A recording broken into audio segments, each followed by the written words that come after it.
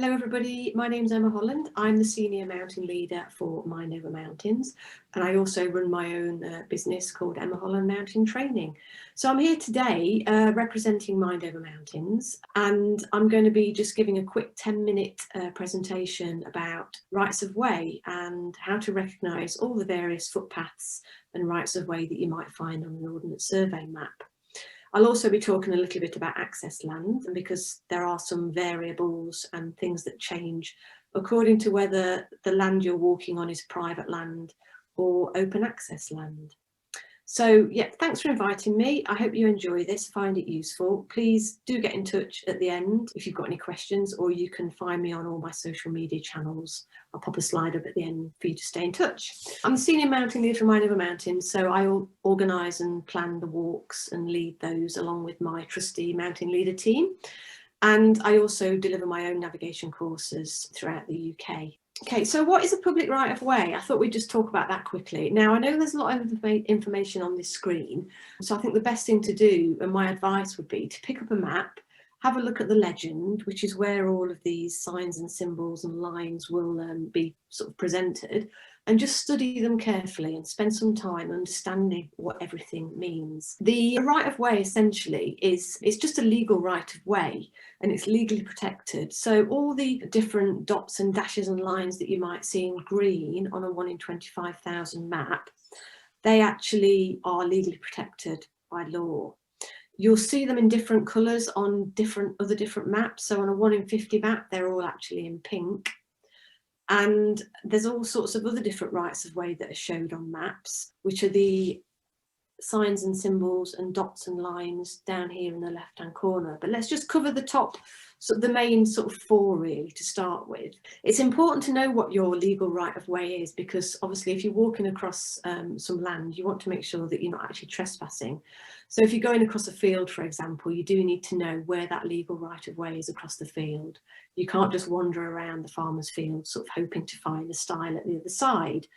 So a footpath is a short series of tiny little dashed lines, which is here. So that's for walkers. The bridleway is the longer dashed lines where you will find horses, cyclists and walkers. You shouldn't find any motorised vehicles on the bridleway, because they actually are going to be on the byway, which is open to all traffic, the next one down. So if you see something on a map with the sort of like dashed and hashed crosses like that, you might come across a vehicle of some sort, an off-roader or a 4x4. So if you're wanting a nice peaceful walk, you might want to avoid planning a route where the byway is happening. A restricted byway, you might find a horse and cart on one of those, but you're not allowed to have a mechanically propelled vehicle on that route. There's other routes that are legal rights of way in the bottom left here. We're going to look at some more of these on a map shortly, so you can see what they look like actually on a map. But the other sort of legal right of way, which actually hasn't been made legal, is a permissive footpath. So you could see some of these in orange on maps. Again, these have been created by the landowner to give you a right of access across the land, but you might not actually see a footpath sign, or it might not be absolutely obvious. It's generally been done to give walkers an easier right of way, for example, to avoid a busy road. You see a lot of these in the Lake District, around the lake shores, because the Lake District National Park don't particularly want the risk of many tourists sort of walking up and down the roads around the lakes where there aren't any footpaths. So a lot of the landowners up there have actually given permission to bypass around their properties and around the lake to make it slightly safer. A lot of confusion is caused on the maps by boundary lines, which are these in the top right hand corner. So people think these are footpaths. They're not actually footpaths. They are actually some sort of invisible boundary that is just shaded across the map. We'll look at a map in a second. So I think the biggest confusion caused when looking at footpaths and rights of way are whether the path that you want to walk along is visible on the ground, or whether it's actually there in the first place. Just because it's marked on a map and it's a right of way doesn't necessarily mean you're going to be able to see it or find it. I'm sure you've come across a field, or you've been looking for a green path on a map and trying to match it up with where you are on the ground, and you can't actually find the right of way. That could be because it's not been used regularly and it's got overgrown, or it could be that the access to that footpath has been sort of blocked or neglected over the years because it's just not been sort of very heavily used. So there is always going to be a legal right of way if it's showing there as a green path, but you've got to make sure you actually stay on the path if you can find it. On some maps, you will see some black dotted lines. Now, these are paths that are visible, that you will see that when you get to them on the map, they'll be absolutely obvious. On access land, you'll see a lot of these. So we're going to talk about this in a second when I go to the access land slide. But essentially, the best way of finding whether a path is visible and it is there and you've got a legal right of way is to have a look to see whether there are any black dots that underlay the green footpath. Now, the way this is mapped is it's mapped two ways. It's mapped from the air, from sort of satellite imagery and photographs from the air. And if they can see a path on the ground that could just be a sheep track, for example, they will mark it on the map with little black dots. If from the air, they don't actually know whether there's a legal right of way across that field, for example. So they will then come back down to the local authorities mapping that's been done at a local level, and they will match up what they can see from the air with what is on the ground, and that might not always align. So you'll see a lot of these footpaths on the ground up in sort of the Lake District, for example, where there's perhaps a footpath, a green right of way mapped going up a hillside, but then it splits and the black dotted lines might be heading off to the left and the footpath might be going off to the right. So that's what you see on the map. And when you get to it on the ground, you will see that. But obviously you can't see the footpath because the footpath it's not a visible feature, but the black dotted lines are the visible feature. So have a look for that next time you're out and about, because that might make things slightly more clear, especially when you've perhaps gone lost somewhere or you've not been sure which path to follow.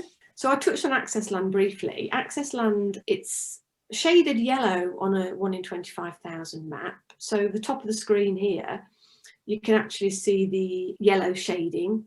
Towards the bottom of the screen, we've got a white shaded background. So the white shaded background is private land, and the yellow shaded is the access land, which means you've got a right to walk anywhere on that access land. You don't have to follow the footpaths, which is why a lot of the access land, you'll see the little black dotted lines like we've got here at the top of the map, because somebody has created a route over time that is now visible from the air. So that is actually a visible path on the ground. You've also got a public right of way along the top here. And if you look closely, you will see the little black dots underlaying that. So there's a public right of way and there is also a visible path on the ground. There are a few restrictions with access land, but you can always tell whether you walk on an access land because you'll see this symbol on the fence post or the boundary or the wall or the stile. And if you're entering access land, it means you've got really essentially the right to roam anywhere on that yellow shaded area. There's a few restrictions and activities and things that you do need to be aware of. Again, these are on the left here. I'm not going to read them out word for word, but you can have a look at the government website around access land for what are the rules and regulations. So I'm going to move on to a slide now that sort of points out a few of these different features, these different paths, the different black dotted lines, some of the ones that are real, some of the ones that aren't, some that you can see. And I just thought I'd go around really and just give you an example of each of the things that I've talked about so far, so you can see it actually on a map, which might help put it into a bit more perspective. So number one is a footpath. So that's the green dotted line, and that is going across private land because that's shaded white. So in that situation, you'd have to make sure you're following carefully the actual line of the footpath rather than wandering around the field. Number two is a bridle way, so the long green dashed line. Number 3 is the Diamond National Trail or local walk that's designated, and it will often be signposted quite clearly. So examples of this would be the Pennine Way or the Southwest Coastal Path. They're a national trail or a local route that has been signposted. You can see underneath that actually there's some little black dotted lines. So that tells me that not only is it a recognised Sheffield Country walk, but there is actually going to be a visible path on the ground as well. Number 4, at the top here, that's your byway open to all traffic. So again, you might want to avoid that for the day if you don't want to be coming across motorised vehicles. Number 5, down at the bottom, we've got some green circles leading up a lane. Now, that is a lane, but there's also a legal right of way along there for walkers, cyclists, horse riders. It's just been designated as another public right of way. Possibility you might find vehicles on there as well because there's a building just up at Callow. Number 6 is the permissive footpath I was talking about. So in this situation, the landowner has given permission for a path to be created across these fields, which will help walkers because otherwise, to get from that point up, they'd have had to walk up the road. So somebody has kindly allowed a permissive path to be created. Now, permissive paths, what I haven't added is that they do need to be closed for 1 day every year. Otherwise, the landowner has to go through the process of making it a formal, legal right of way. So, you might come across a path that's permissive that unfortunately is the only day of the year you come across it and it's been closed. Number 7 is a access land visible path. So across Carhead Rocks here, we can see the black dotted line. That's going to be visible as you walk along it, although it's not a legal right of way, but because it's access land, you can walk on it. Number 8 is a red herring, which is this district boundary line going across Friars Ridge. So a lot of people might think there's going to be a footpath available across there when actually there isn't. Number 9, we've got a permissive bridleway. Number 10, I put this in because this is on access land and you can see it. It's actually a vehicle track. Now, the reason I put this in is just to give you an example of a vehicle track on access land and a vehicle track on private land. So number 11, there's actually a vehicle track on private land, which is this white background. Now, on the access land one at number 10, you would see that vehicle track and you can walk on it. But at number 11, you've got to be very careful because you're on private land not to accidentally walk up this vehicle track. You need to stay on the green footpath heading up to Brookfield Manor rather than the vehicle track which is heading towards Cow Close because you're on that private land.